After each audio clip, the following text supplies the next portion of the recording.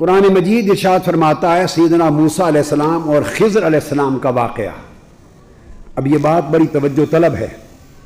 واقعہ موسیٰ و خضر ہے اور اس کی تفسیر صحیح بخاری سے ہے. تفسیر بخاری اور مسلم کی متفق علیہ حدیث سے. موسیٰ علیہ السلام نکلے ہیں اللہ رب العزت کی بارگاہ میں درخواست کر کے حضرت خضر سے ملنے، اللہ کے مقرب بندوں میں سے ایک بندے کو ملنے ہیں. حضرت خضر علیہ السلام کون تھے؟ بعضوں نے کہا نبی تھے، بعضوں نے کہا ولی تھے، اکثریت نے کہا ولی تھے، اور جمہور اور اکثریت ائمہ نے اتفاق کیا کہ وہ آج تک زندہ ہیں اور وہ ملنے والوں کو آج بھی ملتے ہیں اور لوگ ان سے اکتساب فیض بھی کرتے ہیں. اب موسیٰ علیہ السلام گئے حضرت خضر علیہ السلام کی زیارت کے لیے. خضر علیہ السلام قول اصح اور قول جمہور کے مطابق ولی ہیں، نبی نہیں، اور قول بعد کے مطابق نبی ہیں.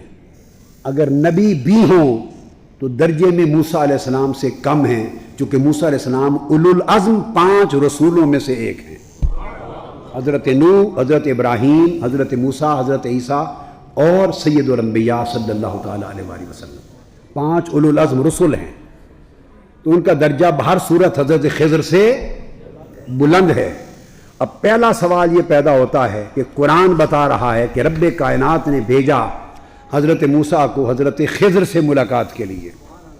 افضل مفضول کے ساتھ ملاقات کے لیے جا رہا ہے، اعلیٰ ادنا کی طرف جا رہا ہے، نبی ولی کی طرف جا رہا ہے یا رسول نبی کی طرف جا رہا ہے.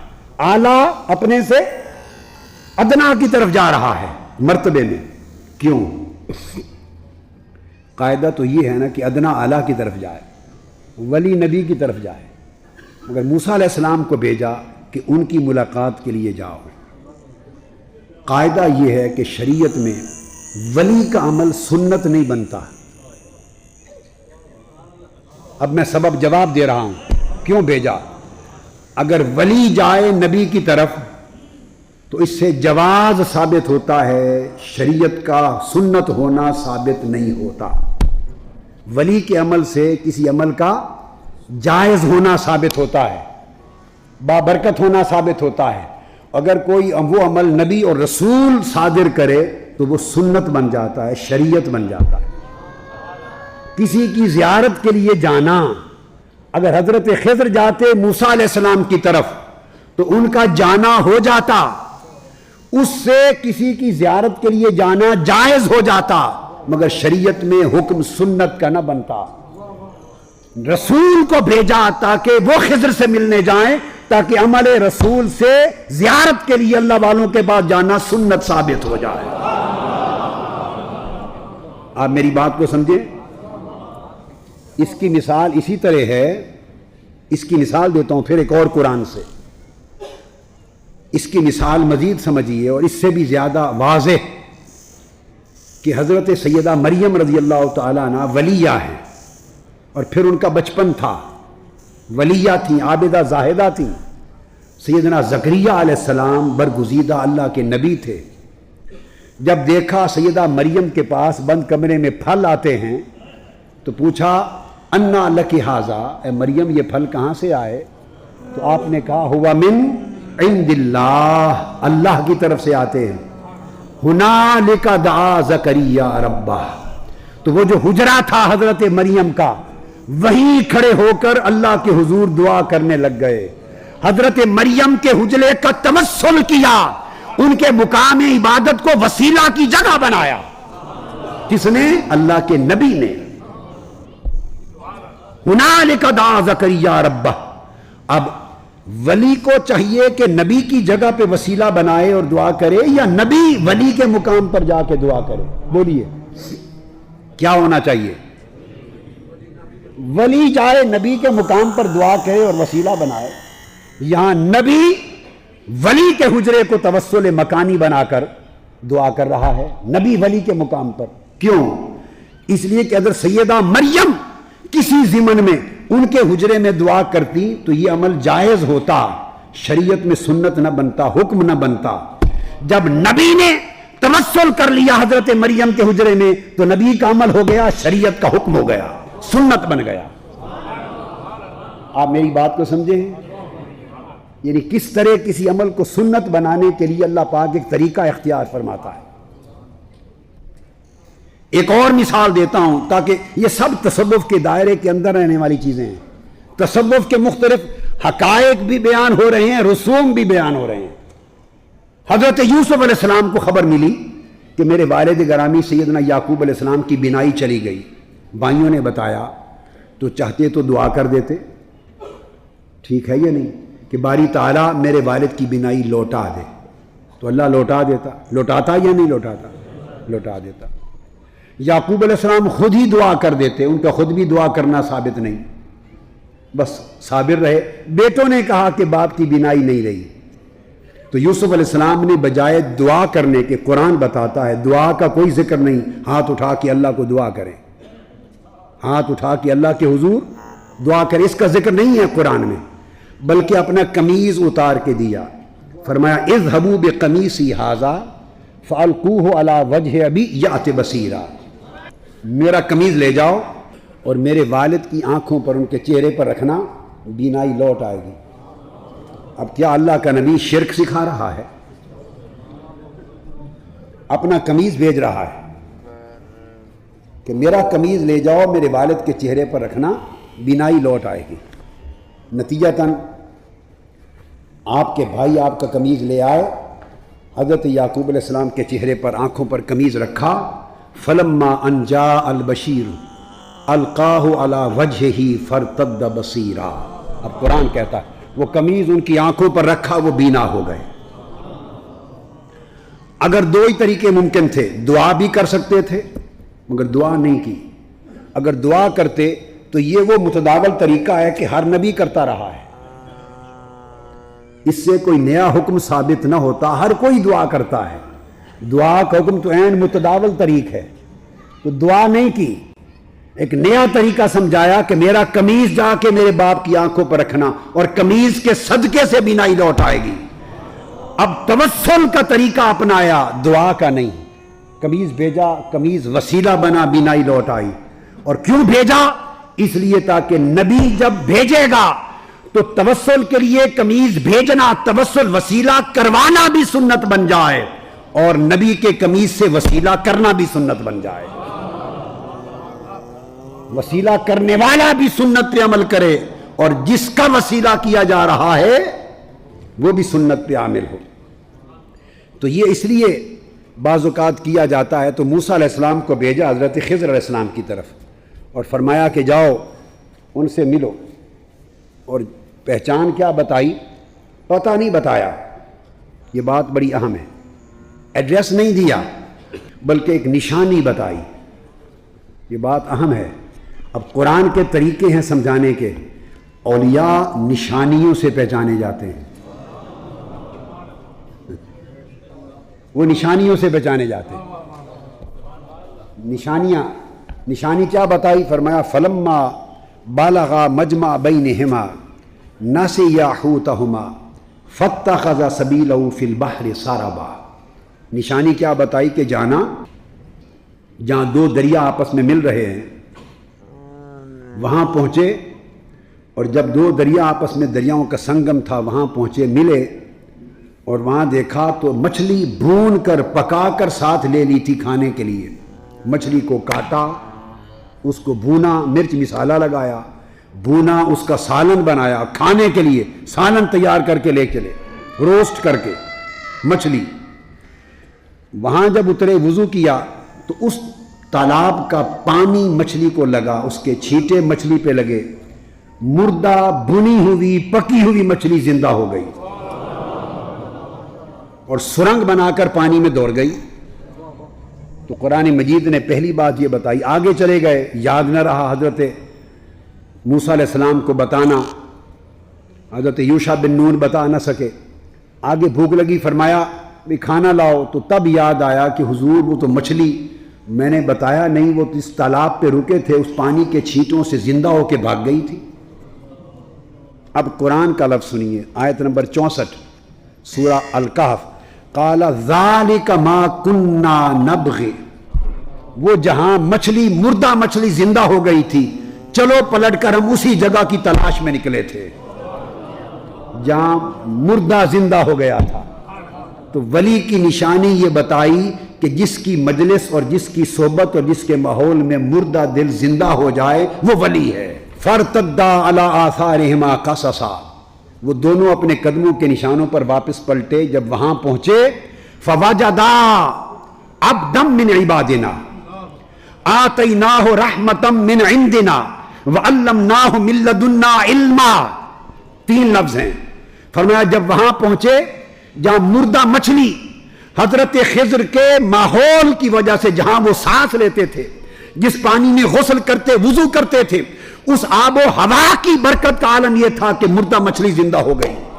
جس فضا میں ولی سانس لیتا ہے، جس مجلس میں ولی بیٹھتا ہے، اگر تسلسل کے ساتھ اس کی صحبت میں ارادہ خالص کے ساتھ بیٹھے رہو تو مردہ دل مچھلی کی طرح زندہ ہو جاتے ہیں۔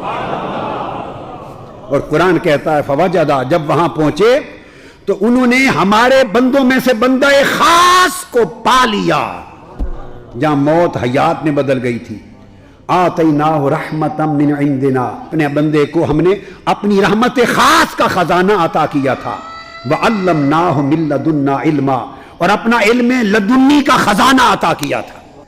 خضر علیہ السلام نے کشتی توڑ دی، خضر علیہ السلام نے چھوٹے سے بچے کو مار دیا، خضر علیہ السلام نے گرتی دیوار تعمیر کر دی جن لوگوں نے کھانا بھی نہیں پوچھا تھا۔ جب موسیٰ علیہ السلام کو تعویل بتانے لگے اور جدا ہونے لگے، وہاں جو ان کا کلمہ ہے وہ اشارہ ہے، وہ زبان تصوف ہے، وہ بیان تصوف ہے۔ بعض لوگ سمجھتے ہیں کہ صوفیاء کے اشارات کہاں سے آئے؟ صوفیاء کے اشارات کلام الہی سے آئے، کلام نبوت سے آئے۔ تصوف نیرا ادب کا نام ہے، تصوف مائیت الہیہ کا نام ہے، تصوف تعلق باللہ میں کمال ادب کا نام تصوف ہے۔ اب اس مقام پر تصوف کا سبق دیکھیے، سلوک و طریقت کا سبق دیکھیے وہ کیا۔ جب خضر علیہ السلام تفصیل بیان کرنے لگے کہ یہ تینوں واقعات جو کیے ان کی تعویل اور مراد کیا ہے، تو آیت نمبر 79، آیت نمبر 80، 81، 82، 79 سے 82 تک 3 لفظ ہیں قابل توجہ، اس میں کل صوفیاء کے عارفانہ اشارات اور تصوف کا صوفیانہ ادب، یہ بنیاد ہے۔ کشتی توڑی، کس نے توڑی؟ بولیے، تو توڑنے کا ارادہ کس نے کیا؟ خضر علیہ السلام نے۔ بچے کو مارا، کس نے ارادہ کیا؟ بولیے نا۔ دیوار تعمیر کر دی گرتی ہوئی ان یتیموں کو مال بچانے کے لیے، کس نے کیا؟ کوئی دوسرا تو نہیں ہے۔ اب وہی خضر علیہ السلام ہے کشتی توڑنے والے، وہی خضر علیہ السلام بچے کو مارنے والے، وہی دیوار تعمیر کرنے والے۔ اب تینوں واقعات کی تعبیر کرتے ہیں۔ کشتی توڑنے کا ذکر کرتے ہوئے فرماتے ہیں فَأَمَّا السَّفِينَةُ فَكَانَتْ لِمَسَاكِينَ يَعْمَلُونَ فِي الْبَحْرِ، وہ جو کشتی تھی اے حضرت موسیٰ، وہ میں نے اس لیے توڑی، وہ غریب لوگوں کی تھی، وہ دریا میں محنت مزدوری کرتے تھے۔ فَأَرَدْتُ أَنْ أَعِيبَهَا، یہ قابل توجہ لفظ ہے، فَأَرَدْتُ أَنْ أَعِيبَهَا، کیا کہ عارفانہ اشارات اور تصوف کا صوفیانہ ادب، یہ بنیاد ہے۔ کشتی توڑی، کس نے توڑی؟ بولیے، تو توڑنے کا ارادہ کس نے کیا؟ خضر علیہ السلام نے۔ بچے کو مارا، کس نے ارادہ کیا؟ بولیے نا۔ دیوار تعمیر کر دی گرتی ہوئی ان یتیموں کو مال بچانے کے لیے، کس نے کیا؟ کوئی دوسرا تو نہیں ہے۔ اب وہی خضر علیہ السلام ہے کشتی توڑنے والے، وہی خضر علیہ السلام بچے کو مارنے والے، وہی دیوار تعمیر کرنے والے۔ اب تینوں واقعات کی تعبیر کرتے ہیں۔ کشتی توڑنے کا ذکر کرتے ہوئے فرماتے ہیں فَأَمَّا السَّفِينَةُ فَكَانَتْ لِمَسَاكِينَ يَعْمَلُونَ فِي الْبَحْرِ، وہ جو کشتی تھی اے حضرت موسیٰ، وہ میں نے اس لیے توڑی، وہ غریب لوگوں کی تھی، وہ دریا میں محنت مزدوری کرتے تھے۔ فَأَرَدْتُ أَنْ أَعِيبَهَا، یہ قابل توجہ لفظ ہے، فَأَرَدْتُ فَأَرَدْتُ أَنْ أَعِيبَهَا، میں نے ارادہ کیا کہ اس کشتی کو عیب دار کر دوں، میں نے ارادہ کیا کہ کشتی کو توڑ کر عیب دار کر دوں۔ اب یہ دو ہیں، ایک تصوف کا ادب ہے، ایک تصوف کا مقام ہے، دو نکتے ہیں۔ پہلے ادب سن لیں، چونکہ عیب دار کرنے کا ذکر ہے۔ ذکر کس کا ہو رہا ہے؟ عیب کا، کہ اس کو عیب دار کر دوں، سو نسبت فعل کی ساری اپنی ذات کی طرف کی۔ تو تصوف کا ادب یہ ہے کہ عیب کی بات ہو تو ساری صوفی اپنی طرف منسوب کرتا ہے، اگر عیب کا معاملہ ہو تو سارا اپنی طرف منسوب کرتا ہے صوفی۔ فَأَرَدْتُ أَنْ أَعِيبَهَا، میں نے ارادہ کیا کہ اسے عیب دار کر دوں تاکہ ظالم بادشاہ قبضے میں نہ لے۔ اب ادھر فَأَرَدْتُ أَنْ أَعِيبَهَا کو ذہن میں رکھیں۔ اگلی آیت پہ آئیے، جب اس بچے کو مارا جو بڑا ہو کے کافر بنتا اور اپنے والدین کو بھی گمراہ کر دیتا، تو اس کے مارنے کی بات کی تو فرمایا فَأَرَدْنَا أَن يُبْدِلَهُمَا رَبُّهُمَا خَيْرًا مِّنْهُ زَكَاةً وَأَقْرَبَ رُحْمًا، ہم نے ارادہ کیا۔ فَأَرَدْنَا، اب ہم میں کون آ گیا؟ دوسرا۔ وہاں بھی خضر تھے، یہاں بھی خضر علیہ السلام ہے۔ وہاں کا فَأَرَدْتُ أَنْ أَعِيبَهَا، میں نے ارادہ کیا کہ اسے عیب دار کر دوں۔ اب وہ بچہ جس نے کافر بننا تھا، اس کے انجام میں کفر سے اسے بچا لیا اور اس کے ماں باپ کو گمراہی سے بچا لیا۔ اب اس کا تذکرہ کرتے ہوئے فرمایا فَأَرَدْنَا أَن يُبْدِلَهُمَا رَبُّهُمَا، ہم نے ارادہ کیا کہ ان کا رب انہیں نعم البدل عطا کر دے۔ تو اس میں دو باتیں تھیں، ایک مارنے کی اور ایک نعم البدل دینے کی۔ مارنے کی بات عیب کی تھی، نعم البدل کی بات اچھائی کی تھی، سو اپنے ساتھ رب کا ذکر شامل کر لیا کہ نعم البدل رب دے، مارنے کا کام میں کروں۔ یہ ادب ہے تصوف کا۔ فَأَرَدْنَا، وہاں دو چیزیں مل گئیں۔ اور تیسرا جو دیوار تعمیر کرنا تاکہ یتیموں کا خزانہ محفوظ ہو جائے، اس میں چونکہ برائی کی کوئی بات ہی نہیں، ساری کی ساری نیکی اور احسان ہے۔ چونکہ یہ ساری نیکی تھی تو اس میں ارشاد فرمایا فَأَرَادَ رَبُّكَ أَن يَبْلُغَا أَشُدَّهُمَا، تیرے رب نے ارادہ کیا کہ ان کے بالغ ہونے تک ان کا خزانہ چھپا رہے۔ اپنا نام سارا نکال دیا، دیوار تعمیر کی مگر اپنا ذکر نکال دیا۔ فَأَرَادَ رَبُّكَ، اے موسیٰ آپ کے رب نے ارادہ کیا، چونکہ ساری نیکی کی بات ہے، اپنا نام مٹا دیا، مولا کا کر لے دیا۔ یہ ادب تصوف ہے۔ جہاں نیکی اور برائی کی دو باتیں دکھائی دے رہی ہیں، وہاں فرمایا فَأَرَدْنَا، تاکہ برائی کا عمل موسیٰ میرا سمجھ، نیکی کا عمل مولا کا سمجھ۔ اور جہاں اس کو عیب دار کرنے کا ذکر ہے، وہاں فَأَرَدْتُ، تکلم واحد کا صیغہ کیا کہ میں نے عیب دار کیا۔ یہ ہے ادب تصوف جو قرآن بزبان خضر بواقعہ موسیٰ علیہ السلام سکھا رہا ہے، اور اسی کے اندر یہ ادب ہے تصوف کا۔ مقام صوفیہ ہے، اولیاء کے مقام ہیں۔ ایک مقام تفرقہ ہے، حال کے اندر اولیاء کو ایک مقام تفرقہ ملتا ہے، پھر ایک مقام جمع ہے، پھر ایک مقام جمع الجمع ہے، عین الجمع۔ تین فعل استعمال ہوئے ہیں۔ فَأَرَدْتُ أَنْ أَعِيبَهَا، میں نے ارادہ کیا کہ اسے عیب دار کر دوں۔ یہاں خضر علیہ السلام مقام تفرقہ کی طرف اشارہ کر رہے ہیں، پہلا مقام اشارہ کر رہے ہیں۔ فَأَرَدْنَا، یہاں مقام جمع کی طرف ارادہ کر رہے ہیں کہ ہم نے ارادہ کیا کہ ان کو نیک اولاد مل جائے۔ اور جب مقام جمع الجمع آتا ہے تو ولی بطور اعلی فعل بھی فنا ہو جاتا ہے اور بطور فاعل بھی فنا ہو جاتا ہے۔ اعلی فعل کی نسبت بھی خدا کی طرف ہوتی ہے اور فاعل کی نسبت بھی خدا کی طرف ہوتی ہے۔ ولی فنائے کامل میں چلا جاتا ہے اور وہ خدا کے ساتھ باقی ہو جاتا ہے۔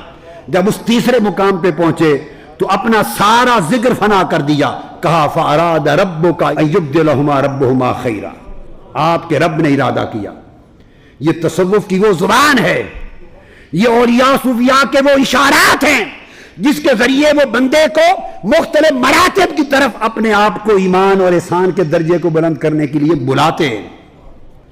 یہ مقام خضری ہے۔